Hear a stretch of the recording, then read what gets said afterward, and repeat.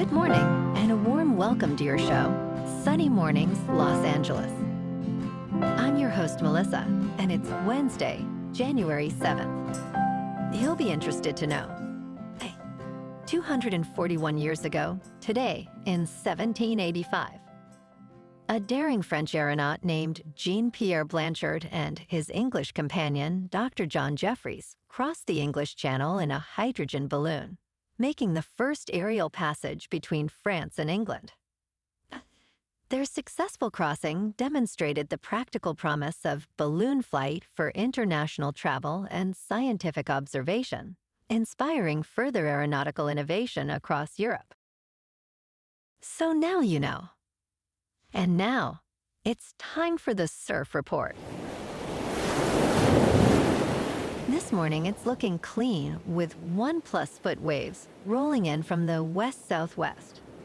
Conditions will shift to fair by noon, but expect choppy waves by early afternoon as the wind picks up to onshore at 10 miles per hour. And the tide is moving through, so keep an eye on it as the day progresses. Best time to ride is at 7 a.m. with the 3-foot incoming low tide, when the west-southwest swell is 1.5 feet at 7 seconds, and the onshore wind is 2 miles per hour. The first high tide on Wednesday will be 5 feet at 11:30 a.m., followed by a 0-foot low tide just before 6:30. The nearshore buoy at Santa Monica Pier reads 62 degrees for the water temperature. Conditions start off clean with waves at 2 to 3+ feet on Thursday morning, but become choppy by midday. Friday sees a significant drop, with clean sets around 1 to 2 feet, offering an easy paddle out.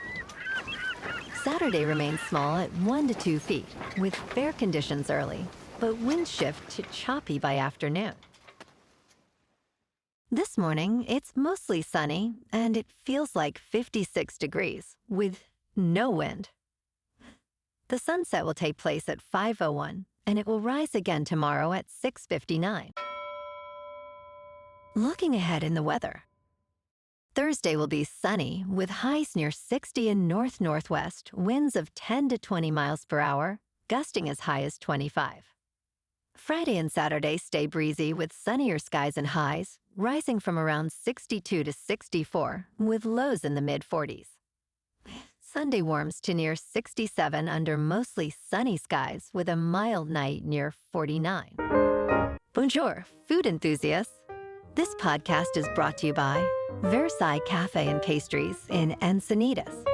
Nestled on El Camino Real South, just north of Encinitas Boulevard, this cafe is a haven for culinary delights.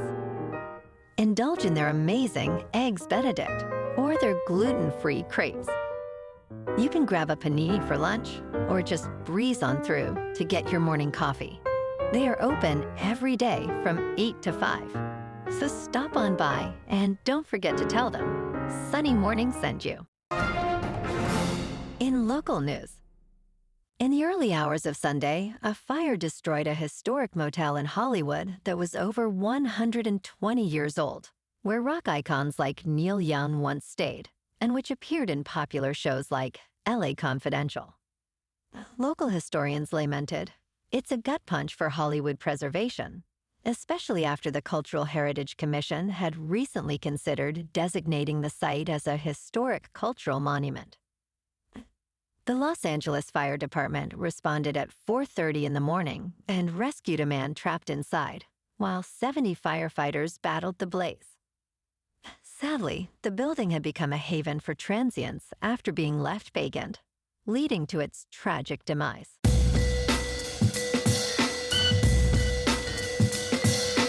Now on to sports. The Ravens made a significant move and have fired John Harbaugh after 18 seasons in Baltimore. This vacancy is highly coveted as it offers the opportunity to work with a top 5 quarterback. Harbaugh, the 4th winning guest active head coach, has sparked interest, with reports of his agent receiving 7 calls. The Ravens' job is considered the most desirable since the openings at the Dallas Cowboys and Green Bay Packers. Expect a seismic shift in coaching dynamics as organizations reassess their strategies in light of this development. The coaching carousel has truly begun. In local sports, LeBron James scored 30 points, while Luka Doncic capped his own 30-point, 10-assist performance with a pair of off-balance, three-point shots as the shot clock wound down. The Los Angeles Lakers held off the reeling New Orleans Pelicans, winning 111-103 on Tuesday night. Deandre Ayton contributed 18 points and 11 rebounds, helping the Lakers secure their fourth victory in 5 games. Meanwhile, the Pelicans suffered their 8th consecutive loss, with Trey Murphy scoring a career-high 41 points. And next, the Lakers will visit the San Antonio Spurs, while the Pelicans face the Atlanta Hawks. In top news, the Department of Homeland Security announced Tuesday that it has launched what it describes as the largest immigration enforcement operation ever in Minnesota. Approximately 2,000 federal agents and officers are expected in the Minneapolis area to address allegations of fraud involving Somali residents.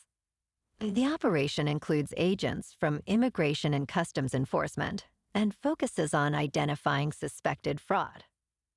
Minnesota Governor Tim Walz criticized the enforcement surge as a war that's being waged against Minnesota.